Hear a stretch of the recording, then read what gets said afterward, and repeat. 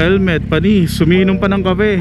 Meron na tayo ng offset mount from Hank Chin Mount sa Facebook. Ito yung pangalawa, dalawang pinadala nila. So subukan natin. Medyo gumit na lang naman ng konti. So from ganto, naging ganto na.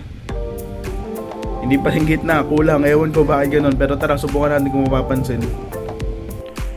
Okay, so tapos na tayong uminom ng milk tea. Breakfast milk tea, no? Mag-ikot-ikot lang tayo. Gusto ko lang subukan tong Hank na offset mount na binili natin. Ayun, no, dumidilim na. Sana wag naman tayo tuluyan agad.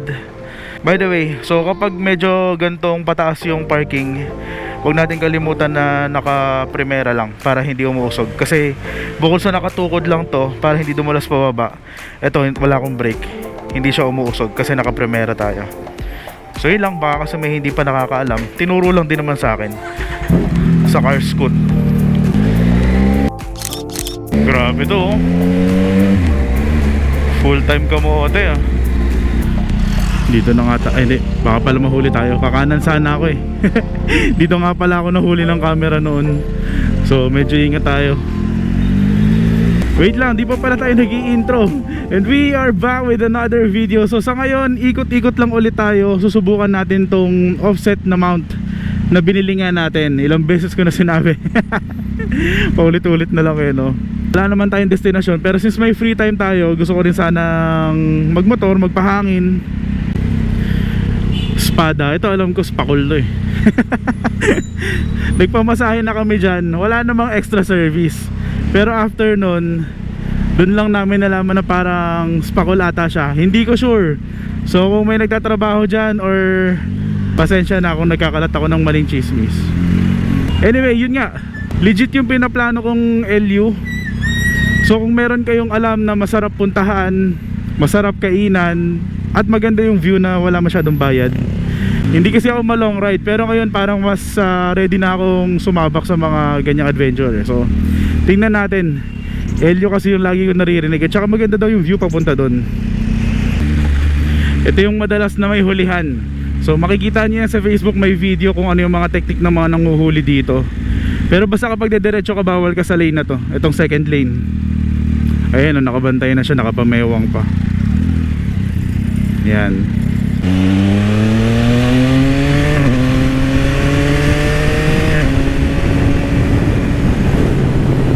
Woo! Sarap!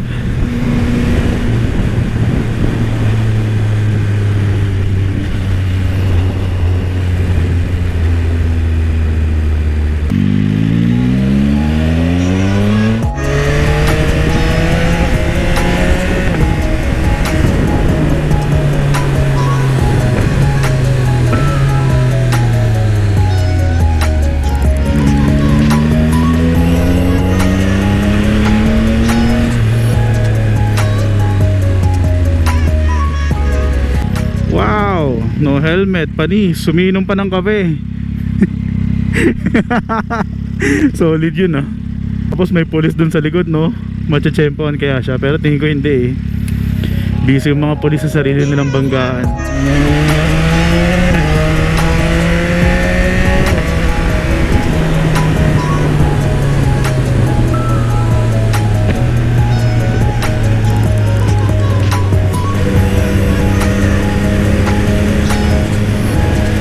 Banking.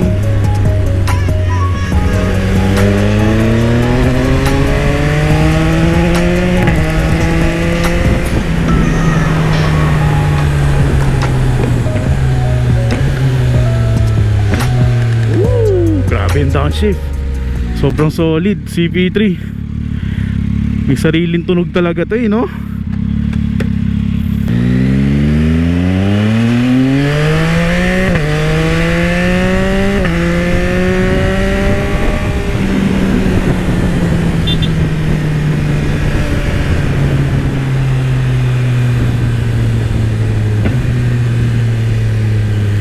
Sarap sa tenga.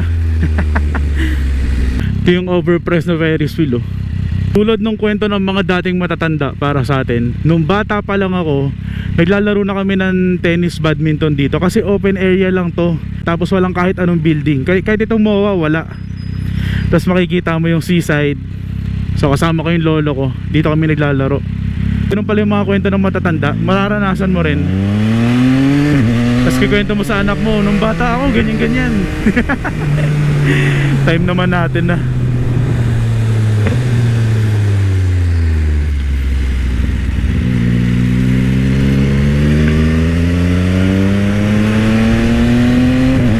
Anak ka ng toko ah. Pinapakita ko lang talaga sa inyo yung tunog ng CP3. So mga hindi masyado nakakaalam, lagi tayong dumadaan dito, paikot-ikot tayo, lalo na nung nagpa-practice pa lang tayo nung, as in sobrang bago pa lang na itong XSR 900. Dito nga ako unang naka-experience nung magli-lean ako eh. Hindi pa yung banking talaga na ano ah. Yung tamang lean lang, makuha mo lang yung confidence. Dito tayo lagi umiikot. Tapos sa sobrang gas-gas nito, hindi na tayo bumalik. Ngayon lang ulit. At mahirap talaga iwasan yung lugar kasi kita nyo naman. Dun sa kabila, okay. Kita nyo naman kahit na traffic sa ibang lugar dito, wala rin kasi masyado. So pwede talaga kayong magmotor-motor.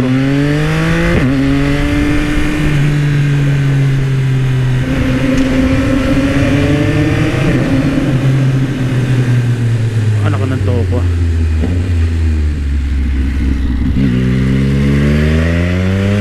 May pagano'n.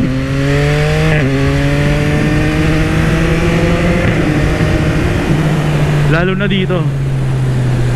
Ang tawag namin dito Okada Loop. Okada Loop ang putik. Oh, bukas na to ah. Marina. Okay. Okay. Nakapag basketball ako dyan eh. Kaya medyo alam ko yung Marina.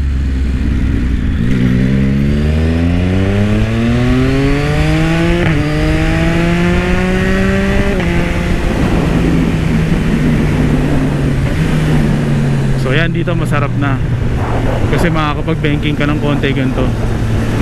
Feeling ko sa sayad yung pa ako nakakailang.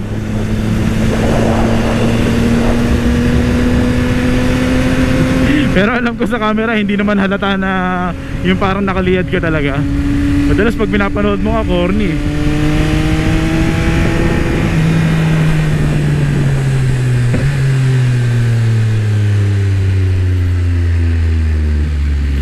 Tapos labas ka dito, mag-U-turn tayo doon sa may tulay papuntang Skyway, pero sa ilalim lang. So ito yung madalas kong gustong gawin dati pa.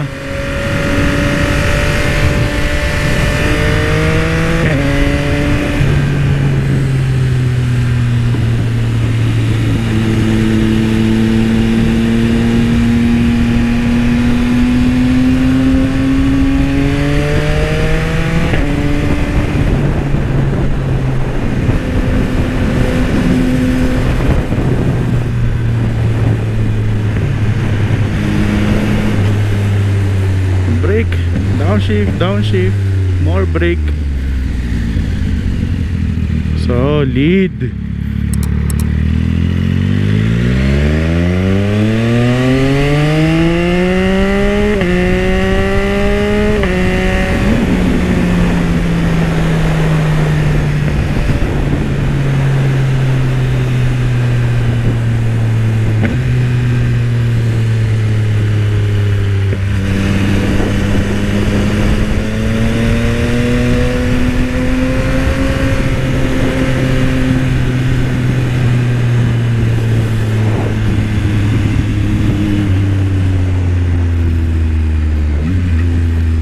Tapos balik tayo.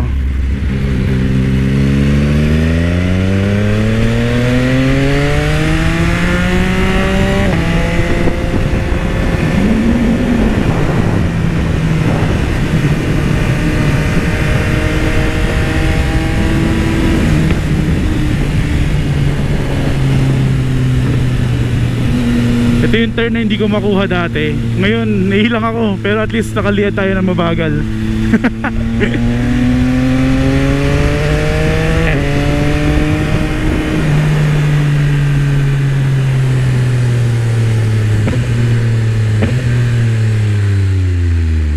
Whoop! Grabe yung talon na.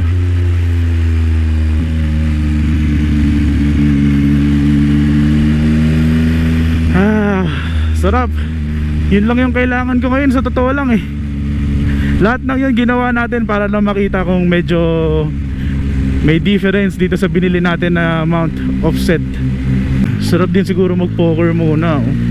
Poker sa totoong buhay kasi tagal lang eh. Yan lang yung nahihirapan ako. Minsan 2 oras ka na nakaupo, wala pang mangyayari. Pero pag online, okay din. Tapos manonood ka lang ng movie sa tabi. So shoutout sa mga nagpo-poker dyan. Nag-promote pa nga ng sugal. Isa pa, parang gusto ko pa eh.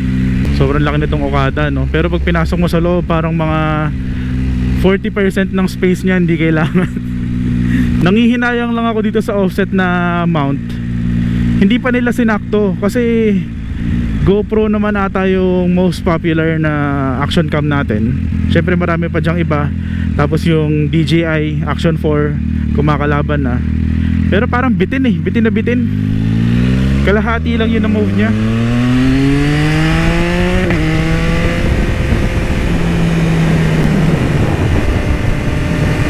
Oh! Kotse ka, 2 lane kakainin mo.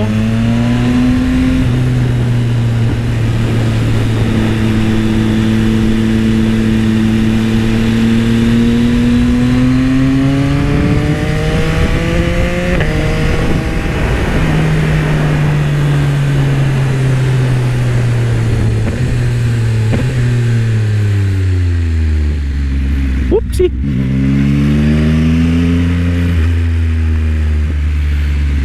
Okay, may Chinese building pala sa loob nito, hindi lang marina.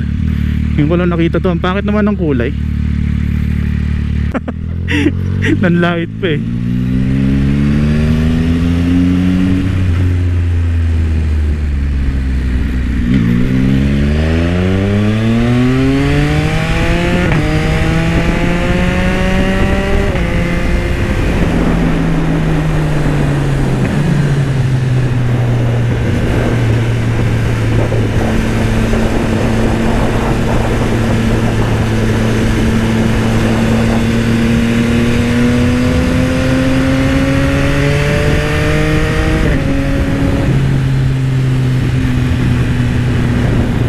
Ingat din pala kayo kasi may police station doon, so baka matsambahan. Pero chill lang naman yung mga yan. Basta wag ka lang masyado mang storbo. Ngayon kasi kahit mabilis tayo, chinechempohan naman natin na alam niyo yun, nag-iingat pa rin. Tsaka may mga ibang big bikers din na gusto dyan, since maganda nga yung lugar sa likod ng Okada. Lately nga pala, mas napapansin ko yung kapag suot natin yung Shoei tapos inaangat ko yung visor, nasa gitna kasi yung lock nun. Kaya sobrang naiilang ako, tinatamaan ko itong camera, nasa gitna kasi. So mas ramdam ko siya lately na naiirita ako. Kaya gusto ko na tong AGV talaga kasi nasa kaliwa. Tapos one hand, ayun nga, nasabi ko na yun sa isang vlog eh. Iwa one hand mo lang, pili ka lang left or right, tapos susundutin mo lang paakyat. Kapag gitna, igaganon mo pa eh. Nasa gitna talaga ng mukha mo. Kami nakadilaw oh. Nikon. Di ba nila tayo pipicturean? Oy, Vespa Group. May mint green. Oo nga pala kasi merong ano dito. Oy, yun oh. Diba? Libre picture. Dito lang pala tayo dapat umikot-ikot eh. Anong meron? Parang gusto ko pumunta doon na may picture-picture, full print. So, dito, ang ganda talaga ng Vespa. Mga lady rider. GS, ano to, Super Veloci na dilaw, putik, ang ganda. Silip lang tayo, gusto ko lang makita kung anong meron. Tingnan natin. So naka full gear pa talaga ako. Okay. So dito nga, I think may sale. Para sila nagka-grand opening, pero open na sila dati pa, nadaanan na natin to. Lapitan lang natin tong 3 malupit na bike. Ito Super Veloci, pogi oh. Mistake rin yung sticker. So siguro event nila to. Tapos ito F750 nga. F900. Grabe to, ang ganda. Lagay natin tong 360 dito. Tingnan natin. Tapos sabihin niya sa akin kung matitripan niya yung itsura. Bago natin tapusin ang video, gusto ko lang magpakita ng shot ng 360 camera na to. At saka congrats na rin sa channel natin for hitting 11,000 subscribers. Let's go! 20,000 ang goal natin. So hindi tayo titigil, mag-upload pa rin tayo. At sa mga next episode siguro medyo long ride ulit kasi nga nagpaplano ako ng LU. Kung hindi man LU, somewhere na yung may magandang puntahan, adventure type.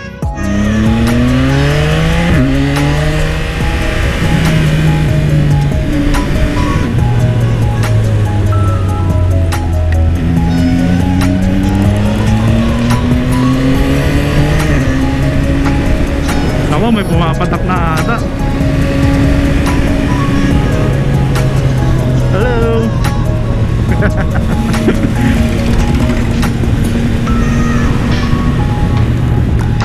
Okay, traffic na at uulan pa. So, dito na magtatapos ang video natin. Sa mga nanood, hindi ako magsasawang magpasalamat kasi hindi kayo nagsasawang manood. So sa next episode ulit, thank you, ride safe, peace.